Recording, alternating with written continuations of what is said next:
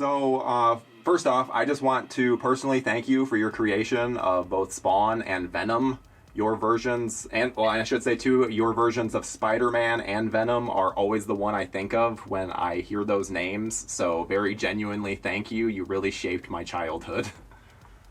Oh, well, look at Tyler. The thing about having a career is that it doesn't happen unless I've got a bunch of good people like you supporting our efforts. Otherwise, you're just self-indulging in a basement on your own, right? And you're an amateur, right? So I'm equally thankful. Whatever people get out of what my work in that direction, I'm equally thankful that anybody basically spends their time and especially their hard-earned dollars supporting what I do because it's given me a career. So thanks, dude. I think that's a very healthy mindset to have. But McFarlane Toys is celebrating its 30th anniversary, and your toys are always top of the line. So how have you guys been able to maintain that reputation for 3 decades?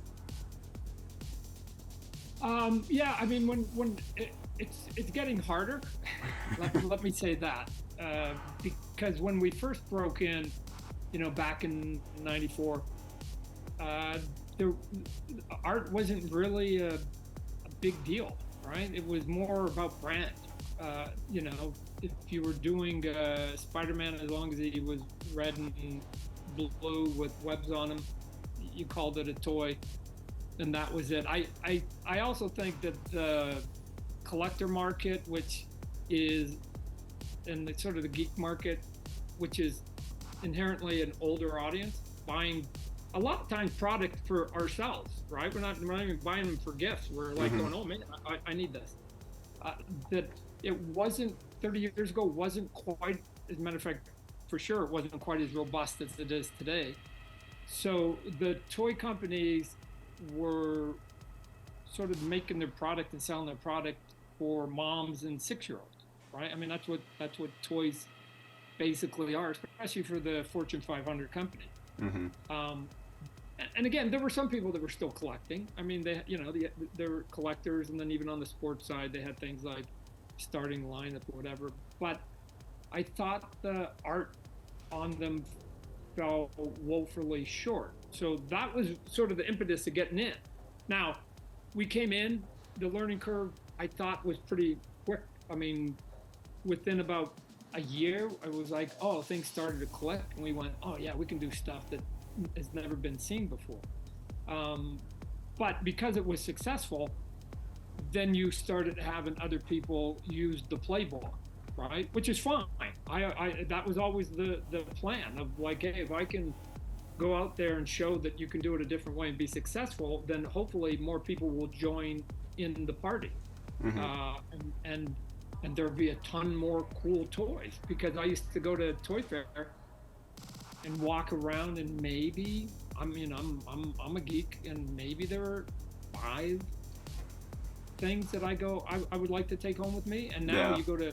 you go to Toy Fair and or New York Comic Con or San Diego Comic Con, and there are hundreds if not thousands of toys I'd like to take home. I mean, it's staggering what you Yeah. see that's out there.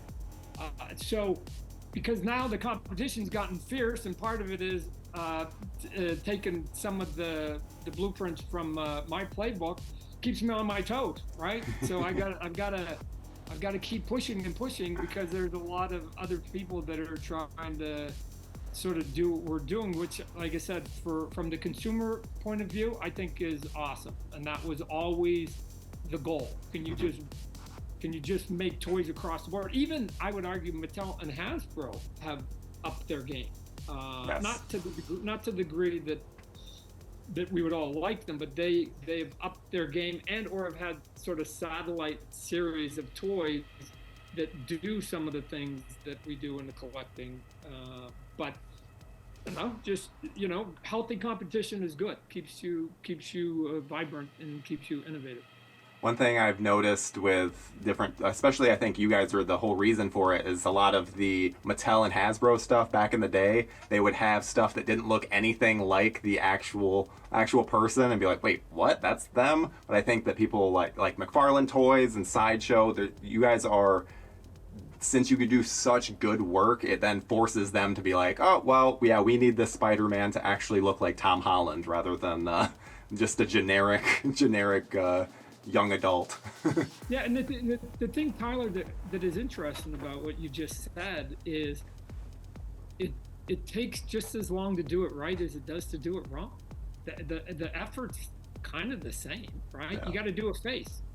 All right, well, if we're going to do a head and the face and the likeness, might as well get it right? The sculpting time is the same. So I don't know. It was weird to me that they had all the same tools that I had at their disposal, which at the beginning was simply clay and a couple carving tools. It was clay. So they just chose not to put the clay in kind of a cool design, right? Here's the thing that's weird, Tyler, and I sort of get this to my sculptors themselves. Other than time, and I understand time, so maybe they budget time differently than I do, but other than time, it doesn't cost any more to add detail. No. Like if I do let's say Captain America, and I just make it smooth, right? Okay, fine. And then I make it in blue plastic, right? I'm not even talking about paint, just blue plastic. Or I can make it so that you can see every single one of the scales that are on him, because he's got that up at the top. You got it. And then you do it in blue plastic. The plastic and the mold doesn't care what shape it's in. It's not animate. It's just an object. So it doesn't care. So if you want to do a lot of detail, and we'll make it all blue. I understand the second part of it, which is, well, if you do a bunch of detail, then we feel like you have to paint it. That costs extra money, yes. And it was one of the things that I was able to beat them at, was when I first broke into the game, historically, most of the toys had like 25 to 30 paint operations. We call them paint ops, right? And I would end up doing toys that sometimes would reach as high as 200. And so they just look cooler because I was sculpting more detail instead of them doing flat. I was actually doing the texture, and then I was painting the texture on top of it and doing all this newly stuff. So they could have done the same thing. I wasn't doing anything that wasn't already available. They just chose, for whatever reasons, and I'm going to guess mostly economics, that they just want, why? Like we're selling to people. Moms and 6-year-olds are not art critics, right? They just want a Spider-Man. They want a Batman. They want a Superman. Superman equal, black hair, S on the chest, and a red cape and blue leotards. Okay, fine, right?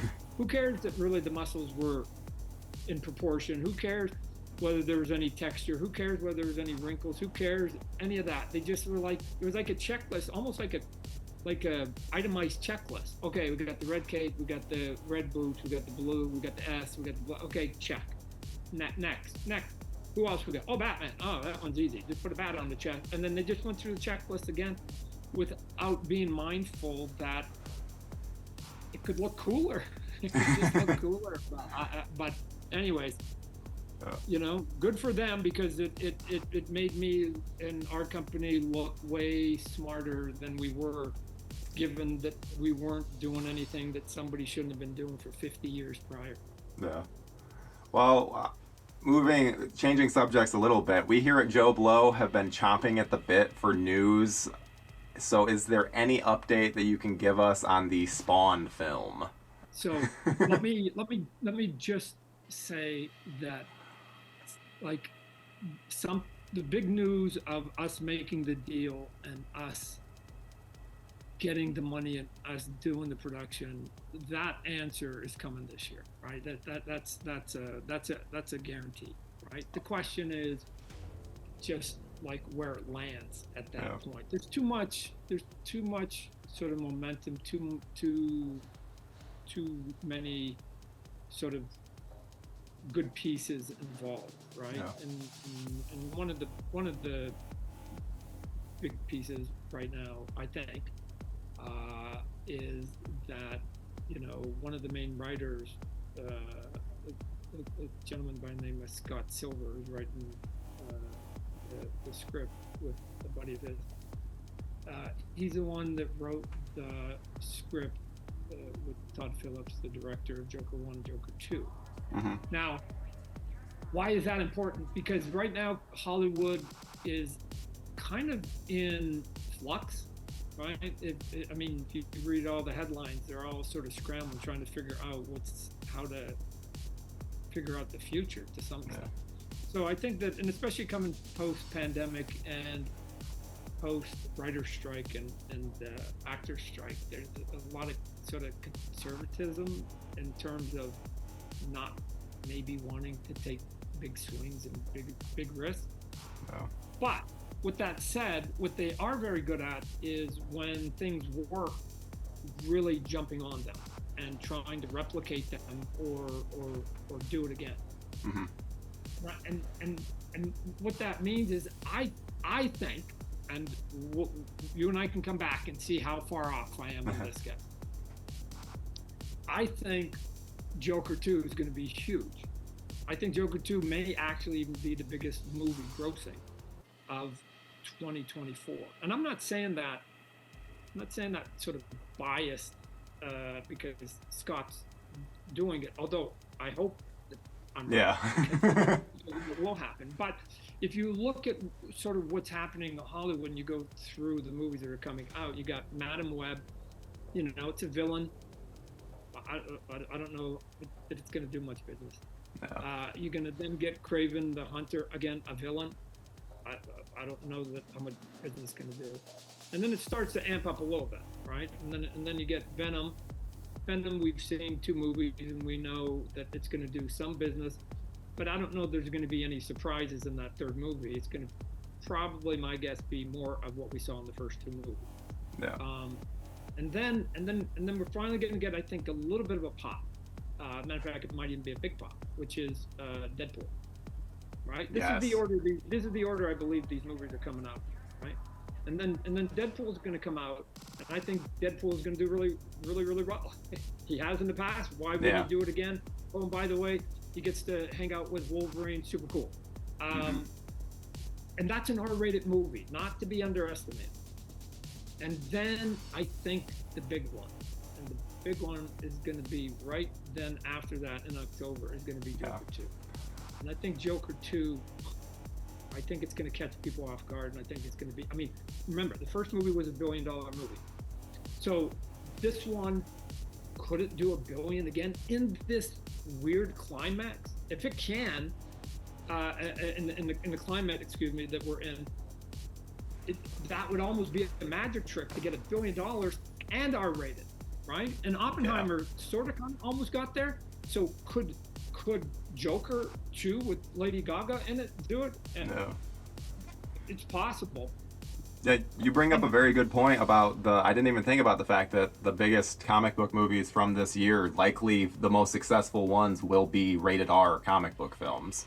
Right. And so 2 things are going to happen, Tyler. 2 things are going to happen. They're going to go, oh my gosh, we can make money again after talking about sort of the downcline of superheroes, and they might now get 1 or 2 with and again, Venom might sort of start it, and then Deadpool and Joker 2 continue it, and then Hollywood's going to go, oh, we know what the answer is. I just know how Hollywood, they're just so predictable.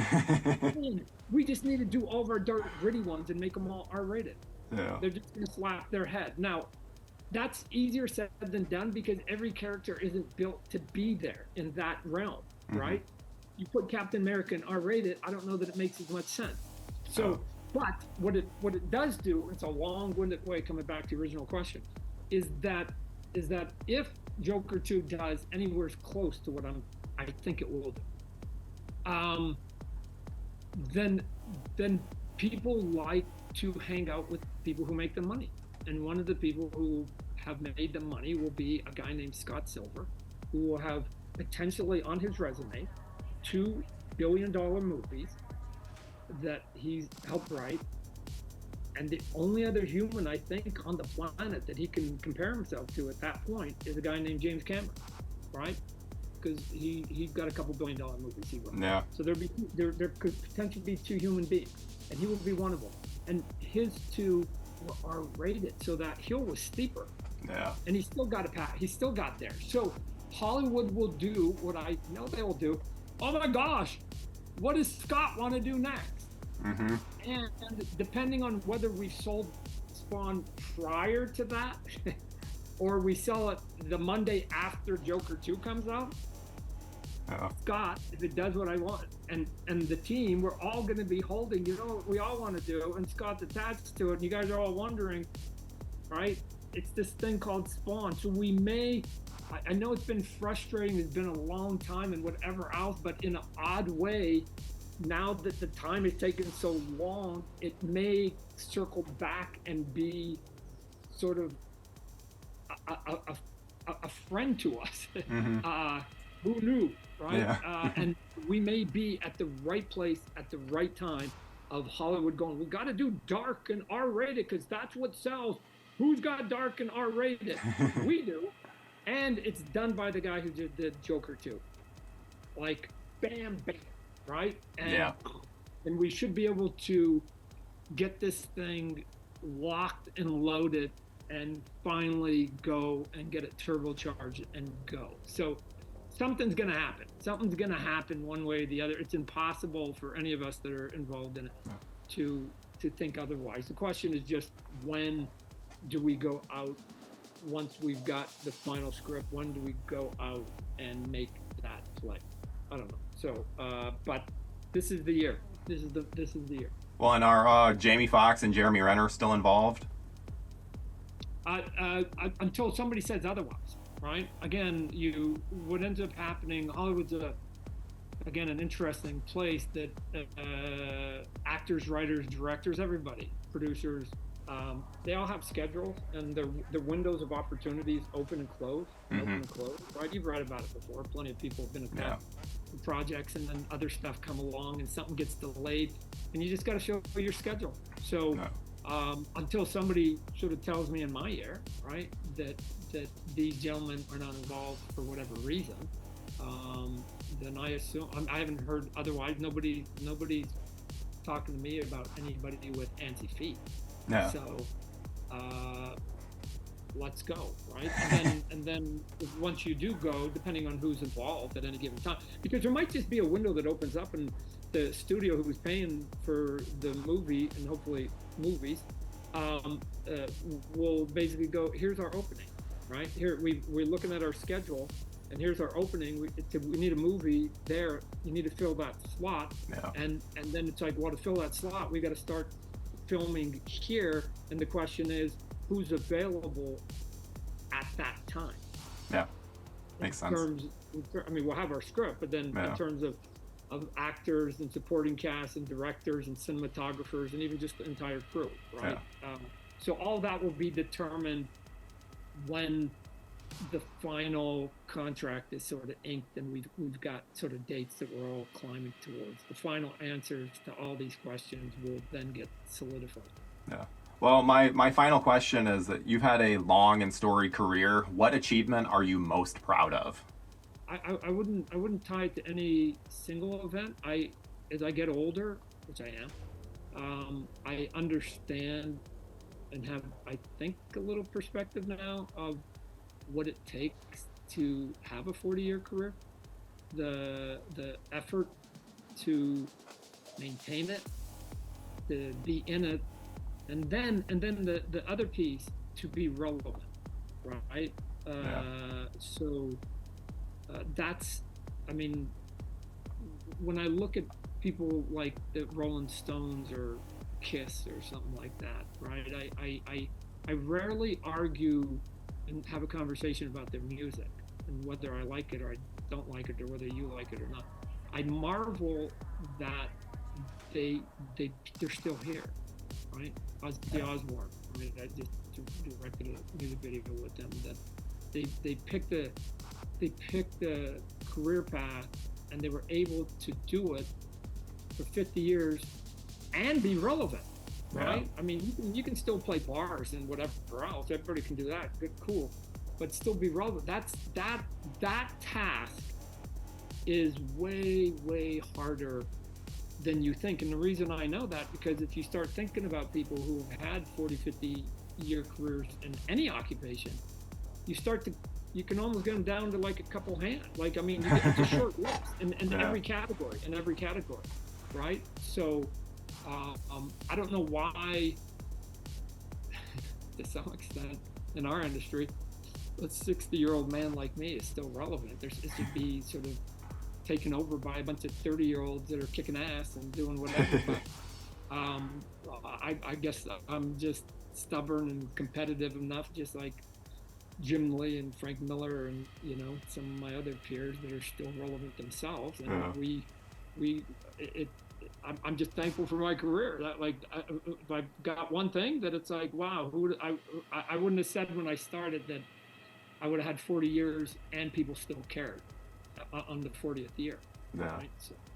Well, that's a wonderful thing to be proud of. And thank you so much for talking with me today. This has been a great conversation. So thank you again.